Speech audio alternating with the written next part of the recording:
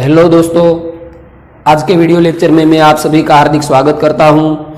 आज हम बात करेंगे संस्कृत के अंतर्गत हमारे पहले पद्य यानी कि समवदध्वम के बारे में।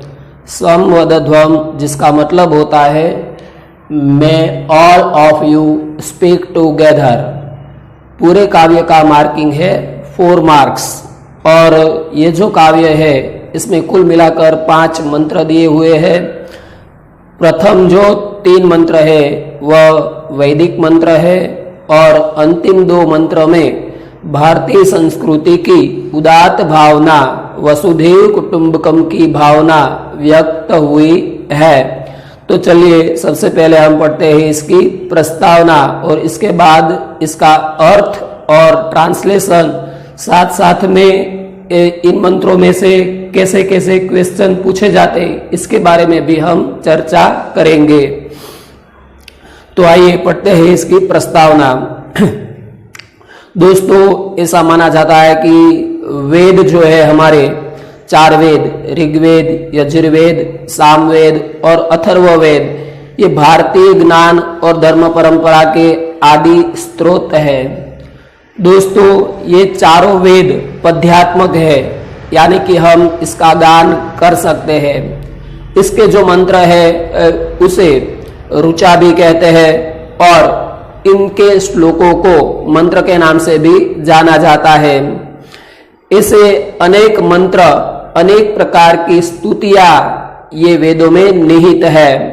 ऐसी स्तुतियों में कुछ ना कुछ उपदेश, कुछ ना कुछ बोध या मोरल हमें दिया हुआ होता है।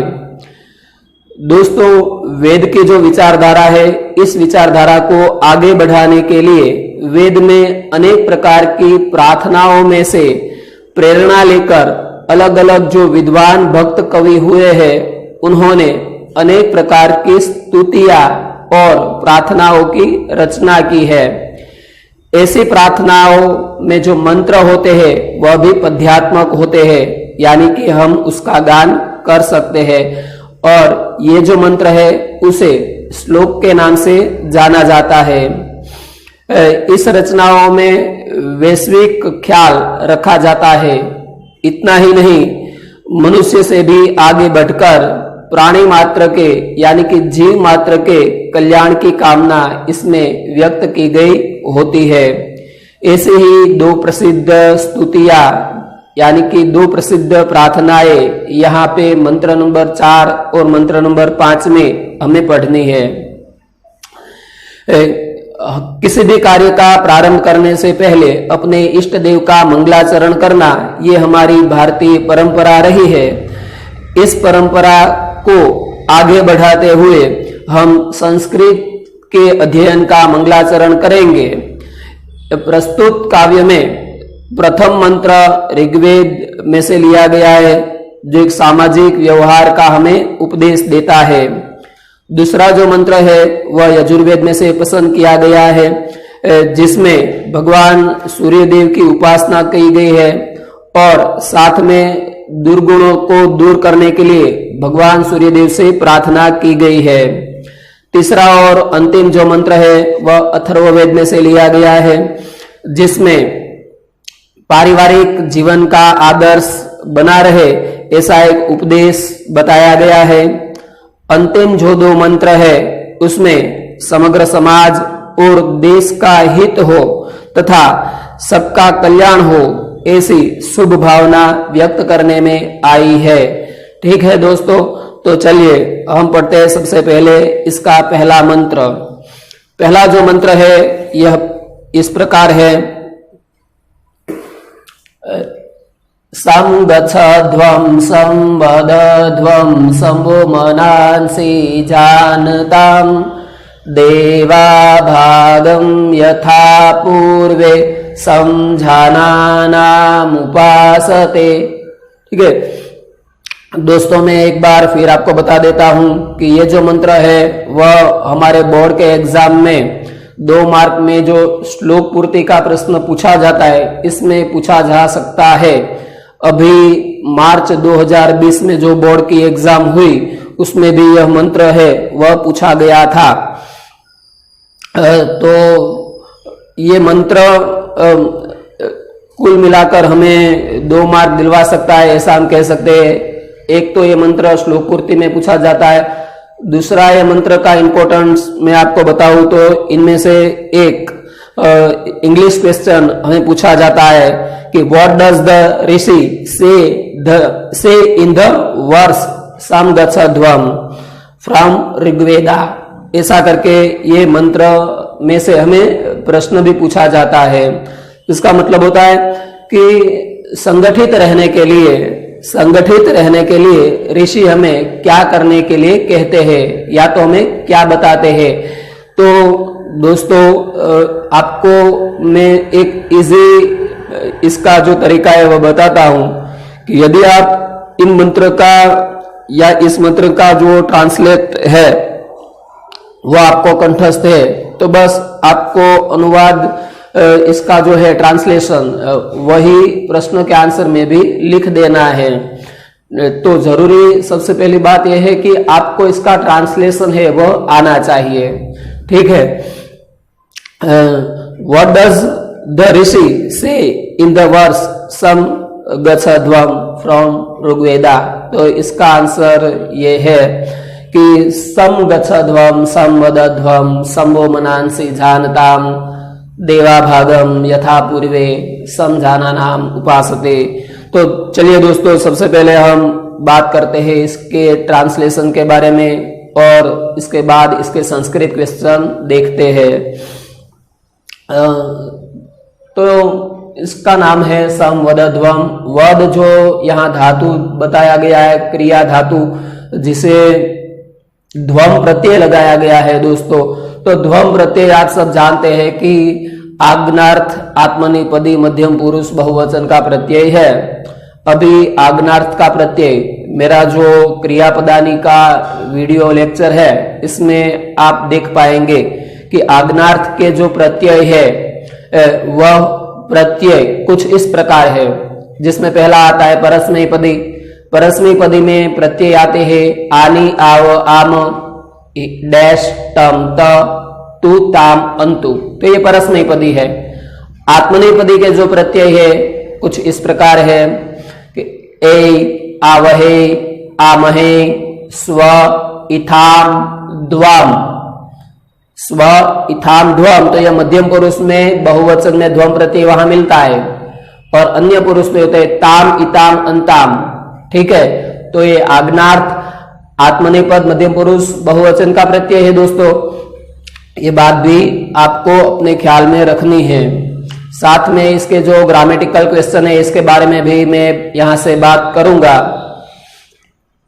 सबसे पहले बताया गया कि साम गच्छध्वम। साम गच्छध्वम, गच्छ का मतलब होता है एक साथ चलना, गच्छ का मतलब होता है जाना चलना।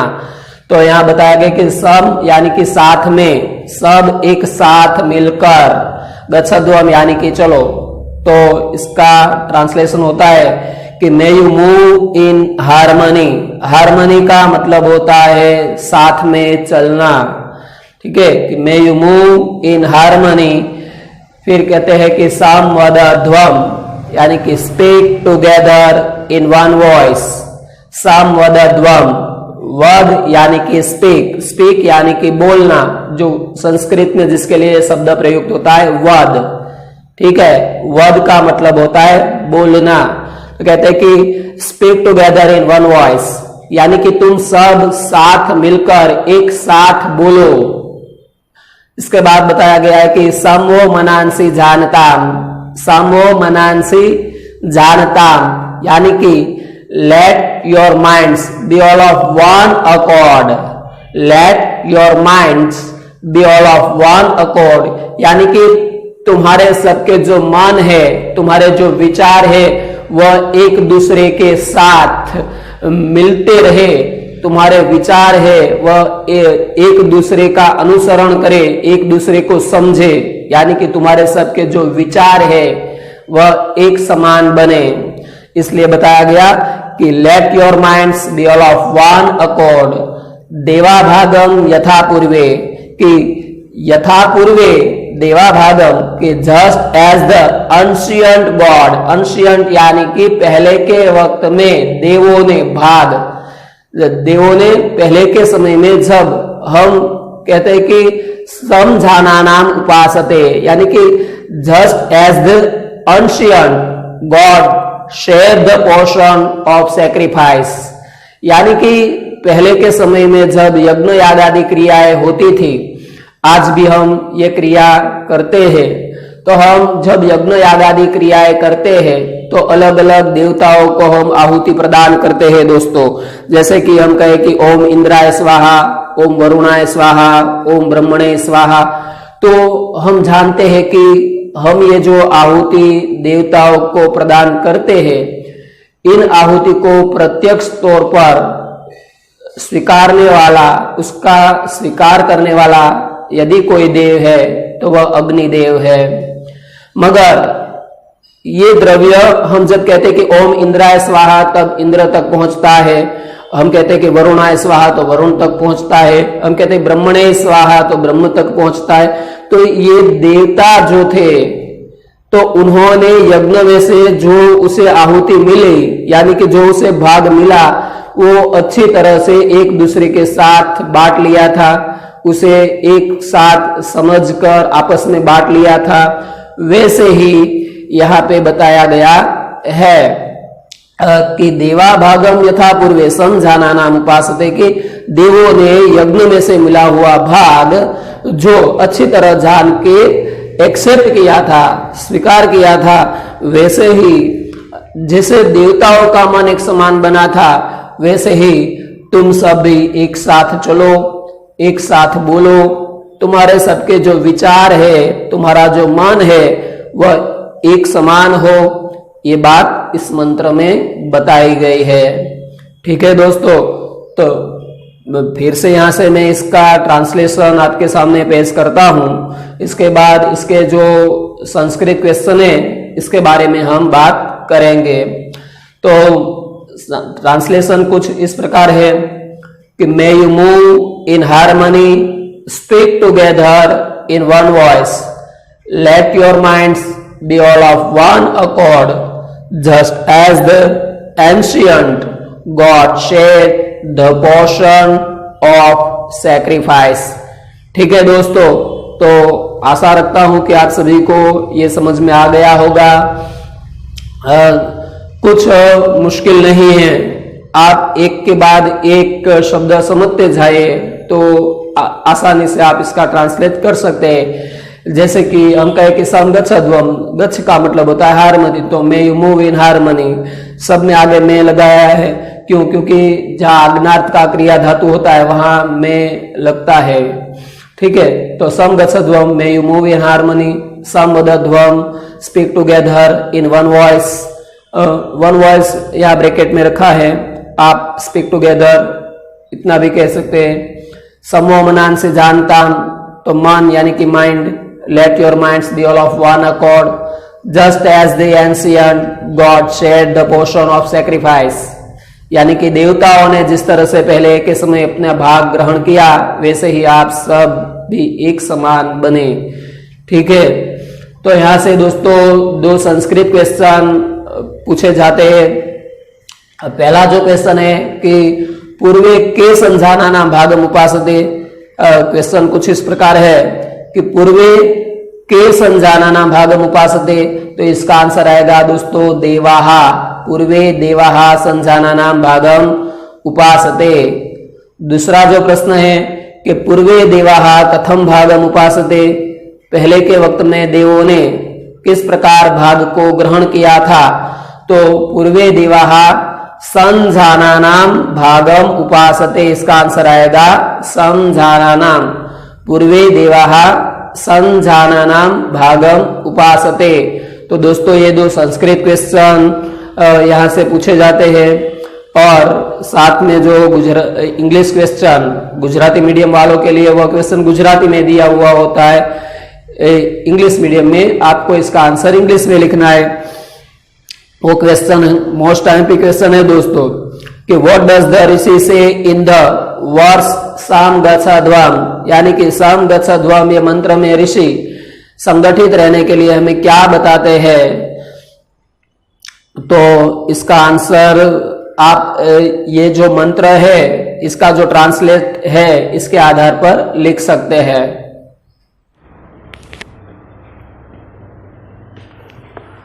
लो दोस्तों, अब हम बात करेंगे हमारे दूसरे मंत्र के बारे में। जो मंत्र है वह ये है कि विश्वानि देव सवितर दुरितानि परासुव यद भद्रम तन्न आसुव। ठीक है, तो साथ ही दोस्तों इस मंत्र में से जो पूछा जाने वाला प्रश्न है, जो ग्रामेटिकल क्वेश्चन है, सब के सब मैंने यहाँ लिख दिए हैं ताकि एक ही नजर में आपको पता चल जाए कि हमें ये जो मंत्र है इसमें कौन कौन सी बातें तैयार करनी है। ठीक है, तो सबसे पहले हम इसका अनुवाद देखें कि विश्वानि देव सवितर। हम देखें दोस्तों कि जो सवितर का पर्याय यहाँ मैंने लिख दिया है रवि भानु आदित्य। आपको पता होगा कि सवितर यानी कि सूर्यदेव है, वो किसी एक का देव नहीं है, वह कोई ज्ञाति जाति धर्म से नाता रखने वाला देव नहीं है, वो तो पूरे विश्व का देव है। इसलिए यह ऋषि ने बताया कि विश्वानि देव सवितर, कि हे विश्व के देव भगवान सूर्य नारायण दुरितानि परासुव। परासुव यानी कि दूर करो, जो दुरित है, जो दुरित यानी कि दुर्गुण है, हमारे अंदर जो भी खराब विचार है, जो दुर्भावनाएं है, दुर्विचार है, ये सबको आप दूर कीजिए। और यद यानी कि जो, भद्रम यानी कि कल्याणकारी है, जो शुभ है, जो मंगलमय है, उसकी आप हमें आशुव यानी कि प्राप्ति करवाइए।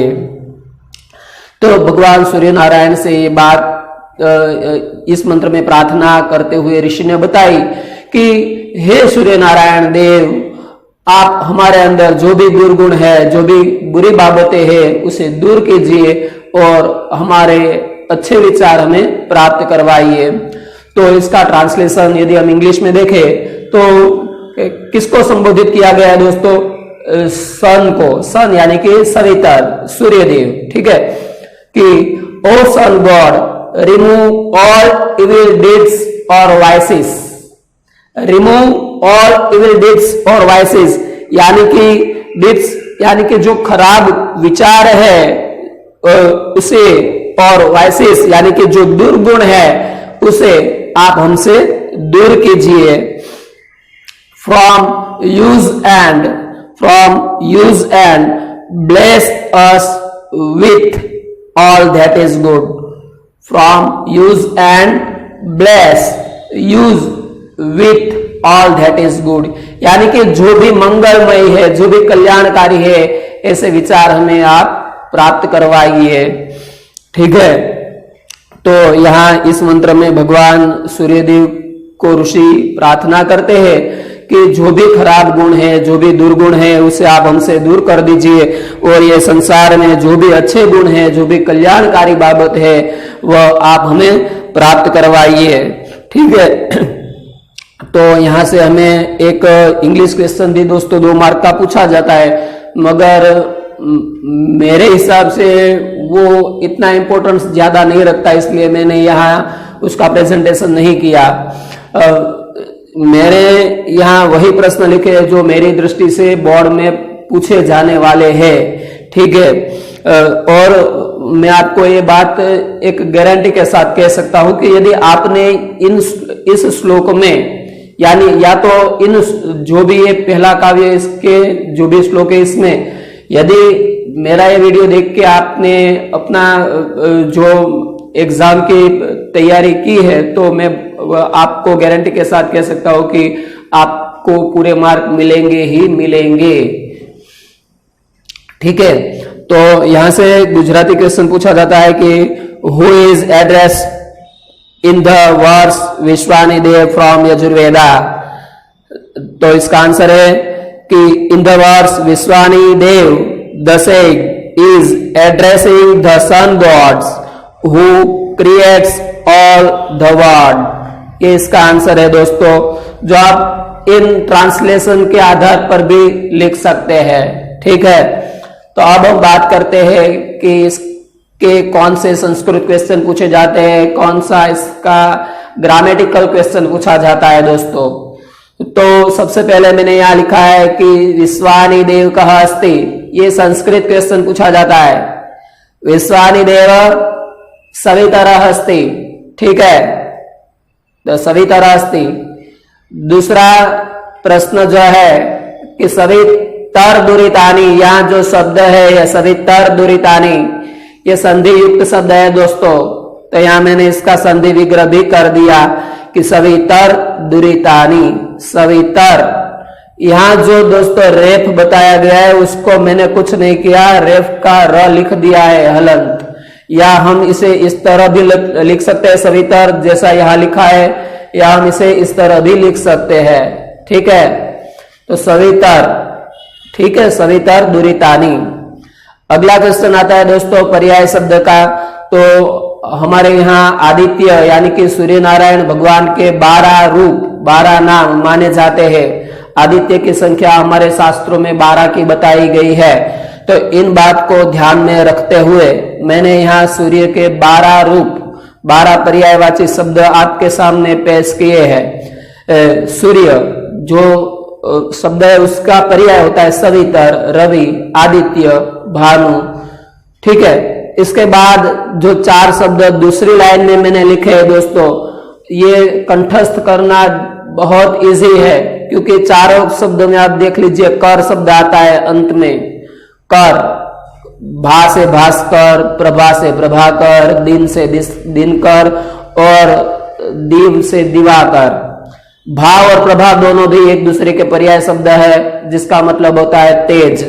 ठीक है, इसके बाद म चतुर्थ मैंने लिखे, म के पर से भी सूर्य के 4 पर्याय शब्द हमें मिलते हैं दोस्तों। म चतुर्थ इसे कहा जाता है। म से हम इसे मित्र भी कहते हैं, मित्र, दोस्त, ऐसा नहीं, ये सूर्य का एक पर्याय है।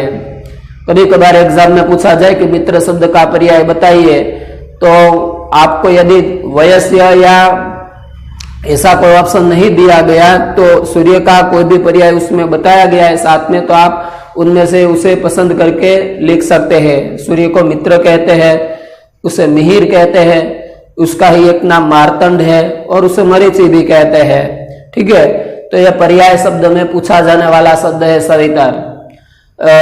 नेक्स्ट जो क्वेश्चन है वहां मैंने लिखा है विलोम शब्द, जिसमें 2 शब्द मेरे नजरिए से आईएमपी है। पहला है पराशुभ, पराशु जिसका मतलब होता है कि आप हमसे दूर कीजिए। ठीक है, दुरितानि पराशु, पराशु का मतलब होता है दूर कीजिए। और दूसरा शब्द है वह है आशुव, आशु का मतलब होता है हमें प्राप्त करवाइए। तो दूर करना, तो उसका मतलब उसका विलोम होता है प्राप्त करना। तो ये दोनों भी विलोम शब्द है, दोनों ऑपोजिट है। नेक्स्ट जो शब्द है वह है भद्रम, भद्र का मतलब होता है कल्याण, तो उसका ऑपोजिट होगा अभद्रम। दोस्तों ग्रामर आपको संस्कृत में लिखना है, संस्कृत में 16 मार्क है इसके लिए आपको इस तरह ही तैयारी करनी होगी। ये आपको इंग्लिश में नहीं लिखना है, या इंग्लिश में पूछा भी नहीं जाता है। ठीक है, इसके संस्कृत आंसर आपको संस्कृत में लिखने हैं। ठीक है, तो भद्रम तो अभद्रम। ठीक है, तो इस तरह से ये हमारा दूसरा मंत्र है। फिर से एक बार हम मंत्र का ट्रांसलेशन सिर्फ देख लेते हैं, इसके बाद नेक्स्ट मंत्र देखते हैं। O sun god, remove all evil deeds और vices from use and bless use with all that is good। ठीक है दोस्तों, तो अब हम बात करेंगे इसके आगे के मंत्र के बारे में। नमस्कार दोस्तों, तो अब हम बात करते हैं हमारे मंत्र नंबर 3 के बारे में। हमारा तीसरा मंत्र है वह इस प्रकार है। अनुव्रतः पितुः पुत्रो मात्रा भवतु सम्मना झायापत्ये मधुमतिम वाचम वदतु शांतिवाम। ठीक है, तो ये हमारा तीसरा मंत्र है। दोस्तों इस मंत्र में पारिवारिक भावना जो होती है वह व्यक्त की गई है। खास करके इस मंत्र में दो बात बताई गई है। पहला तो पुत्र का कर्तव्य क्या होता है, पुत्र कैसा होना चाहिए इसके बारे में, और दूसरा है वह पत्नी यानी कि जाया का कर्तव्य क्या है, पत्नी को अपने पति के साथ कैसा व्यवहार करना चाहिए। इन दो बाबतों में, इन दो शब्दों के बारे में यहाँ पे इस मंत्र में जो चर्चा है वह की गई है। खास करके हम देखें तो यह एक पारिवारिक आदर्श इस मंत्र में हम देख सकते हैं कि अनुव्रतः पितुः पुत्र, पुत्र कैसा होना चाहिए। तो कहते हैं कि अनुव्रतः, अनुव्रत मीन्स पिता ने जो व्रत यानी कि जो रूल्स बनाए हैं, जो नियम बनाए हुए, पारिवारिक जो हमारी परंपराएं हैं, कुछ रूढ़ियां है, उस रूढ़ियों को पूरी तरह पालने वाला यानी कि उसे फॉलो करने वाला। तो अनुव्रतः पितुः पुत्र, इसके बारे में यह बताया गया है कि मैं son follow the vow of father. पुत्र वही कहलाता है जो अपने पिता द्वारा बनाए गए जो रूल्स है, उसकी जो परंपरा है, उस परंपरा को आगे बढ़ाए।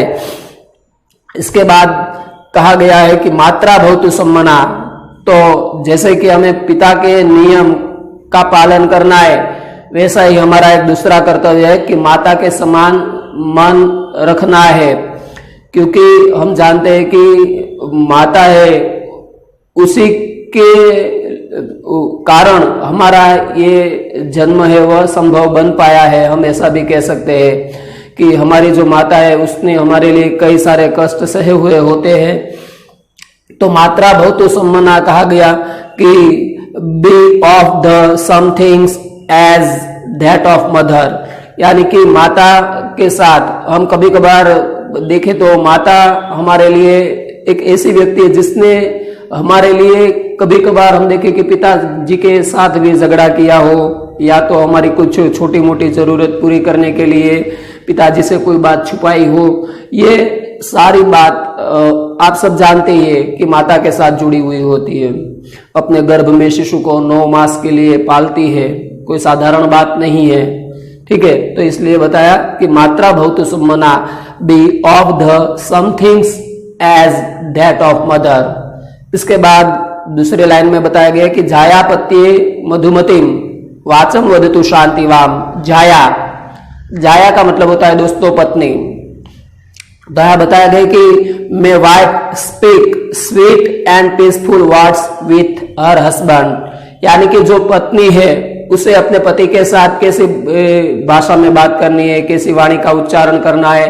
तो इसके बाद इसके बारे में बताया गया कि मधुमतिम यानी कि मधुर यानी कि स्वीट, और शांतिवान यानी कि पीसफुल, कि पति जब पूरा दिन घर से बाहर रहता है, काम करता है, और शाम को जब एक थकान के साथ घर आता है, तो पत्नी का कर्तव्य है कि वह अपने पति के साथ कुछ ऐसी मीठी, मधुर, स्वीट, प्यारी सी बातें करे जिसके बारे में सुनकर पति का जो पूरा थाक है, पूरे दिन का जो थाक है वह दूर हो जाए। और दूसरी बात कही कि शांतिवान, शांतिपूर्ण बात करनी है, शांति से बताना है। यदि कुछ पारिवारिक समस्या है, यदि अन्य कोई समस्या है, जीवन में समस्या तो होती है, मगर उस समस्या को आप कैसे व्यक्त करते हैं ये बहुत बड़ी बात है। तो शांतिपूर्ण व्यवहार करना है, शांति से बताना है। तो ये बात भी ध्यान में रखनी है दोस्तों कि may wife speak sweet and peaceful words with her husband, ठीक है। तो अब हम इसका पूरा अनुवाद देखें कि may son follow the vow of father. यहाँ पे दोस्तों जो वॉव शब्द मिलता है, वॉव का मतलब होता है रूल्स, नियम। May son follow the vow of father and be of the some things as that of mother. May wife speak sweet and peaceful words with her husband. तो ये दोस्तों हो गया इसका अनुवाद। अब बात करें कि इसमें से पूछे जाने वाले कुछ क्वेश्चन आंसर के बारे में दोस्तों। तो मेरे नजरिए से इसमें से आपको 2 संस्कृत क्वेश्चन जो यहाँ मैंने पेश किए हैं, इसमें से कोई भी एक क्वेश्चन 100 to 100% पूछा जा सकता है कि जाया कस्मे मधुमतिम वाचम वदतु, पत्नी को किसके साथ मधुर वार्तालाप करना है, किसके प्रति मधुर वाणी का उच्चारण करना है। तो जाया पत्ये मधुमतिम वाचम वदतु। दोस्तों यहाँ मैं एक बात बता दूं कि पत्नी का ही कर्तव्य नहीं कि पति के साथ मधुर बातें करे, पति का भी कर्तव्य है कि पत्नी के साथ मधुर बातें करे, वरना ये मेरा वीडियो देख के किसी घर में संघर्ष शुरू हो जाएगा। ठीक है, तो दोनों को आपस में एक साथ मिलकर अच्छा व्यवहार एक दूसरे के प्रति करना है। जाया पत्ये मधुमति वाचम वदतु। दूसरा प्रश्न है कि जाया पत्ये कीदृशी वाचम वदतु। वही क्वेश्चन को हमने चेंज कर दिया, क्वेश्चन को आंसर बनाया, आंसर को क्वेश्चन बनाया। जाया पत्ये कीदृशी वाचम वदतु, तो आंसर आएगा जाया पत्ये मधुमतिम च शांतिवान वाचम वदतु।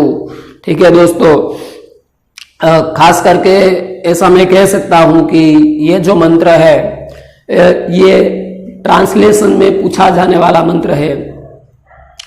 ऐसे तो दोस्तों मैंने आप सभी को ट्रांसलेशन के लिए बोर्ड की एग्जाम को ध्यान में रखते हुए चैप्टर नंबर 3 और चैप्टर नंबर 16 जो काव्य का ट्रांसलेट है वह IMP है, ऐसा मैंने आपको बता ही दिया है। मगर जो हमें श्लोक का ट्रांसलेशन पूछा जाता है उसमें कभी कभार ऐसा होता है कि 2 लाइन के जो श्लोक होते हैं, ऐसे 2 श्लोक एक साथ दिए हुए होते हैं, और अथवा में जो दिया हुआ होता है तो वह 4 लाइन का एक कंटिन्यूस जो श्लोक होता है वह दिया गया होता है। 2 लाइन के जो श्लोक पूछे जाते हैं इसमें से इस काव्य का ये श्लोक और अंतिम श्लोक यानी कि 5वां श्लोक ये मोस्ट टाइम पे रहेंगे। कई बार ये श्लोक पूछे जा सकते हैं। ठीक है, तो आशा रखता हूं कि आप सब इसको खास व्यवस्थित तौर पर तैयार करेंगे। नेक्स्ट ग्रामर के बारे में बात करें। ग्रामर में मित्रों मैंने यहाँ पे 4 पर्यायवाची शब्द यहाँ पे लिख दिए हैं। पहला है पितु, पितु को हम तातः भी कहते हैं, जनकः भी कहते हैं। दूसरा है पुत्र, तो पुत्र को हम वत्स भी कहते हैं और सुतः भी कहते हैं। इसके अलावा पुत्र के भी कई सारे पर्याय है, जैसे कि हम कहे आत्मज, ठीक है, आत्मज कहते हैं, जातः कहते हैं, वत्स कहते हैं, सुतः भी कहते हैं। मगर दोस्तों यहाँ सुत शब्द मैंने लिखा है, इसकी वर्तनी पर खास ध्यान दीजिए। स के साथ जो उ मिलता है वह उ हस्व ही होना चाहिए। यदि यहाँ मैं उसे दीर्घ बना दूं तो उसका मतलब हो जाएगा सूत, यानी कि सारथी जो रथ चलाने का कार्य करता है वह। ठीक है, नेक्स्ट है मात्रा। मात्रा को हम माता, जननी, अम्ब कह सकते हैं। झाया, इसके भी मोस्ट पर्याय पूछे ही जाते हैं, ऐसा मैं कहूंगा। झाया के 2 पर्याय मैंने यहां लिखे, कलत्र और भार्या। इसे वधु भी कहते हैं, अर्धांगिनी भी कहते हैं, सहधर्मचारिणी भी कहते हैं दोस्तों। तो ये सब इसके पर्याय शब्द है। इसके बाद नेक्स्ट जो प्रश्न है वह मैंने यहाँ लिखा नहीं है, मगर नेक्स्ट श्लोक में मैं इसके बारे में बात करने ही वाला हूं। अभी यह आपको सिर्फ ऊपरी तौर पर बता देता हूं कि भवतु और वदतु 2 शब्द है यहाँ। आप देखिए कि यहाँ भव क्रिया धातु है या वद है, दोनों के अंत में तू प्रत्यय लगाया गया है। तो तू प्रत्यय आप सब जानते हैं कि मैंने जब चैप्टर शुरू किया इससे पहले आज्ञार्थ के रूप आपके सामने पेश किए थे कि आज्ञार्थ परस्मयी पद के जो रूप है आनी, आव, आम, डैश, तम, त और तू, ताम, अंतु, तो आज्ञार्थ परस्मयी पदी के जो अन्य पुरुष का एक वचन का प्रत्यय है तू प्रत्यय, ये इन दोनों जगह पर लगाया गया है। तो हम इसका आंसर कह सकते हैं कि पहला भवतु है, तो इसमें भव क्रिया धातु है जो भू पर से बनाया गया है, और आज्ञार्थ परस्मयी पदी अन्य पुरुष एक वचन का प्रत्यय है। ऐसे ही वद तू, तो वद का मतलब होता है बोलना, और वह भी आज्ञार्थ, परस्मैपदी, मध्य अन्य पुरुष और एक वचन का प्रत्यय है दोस्तों।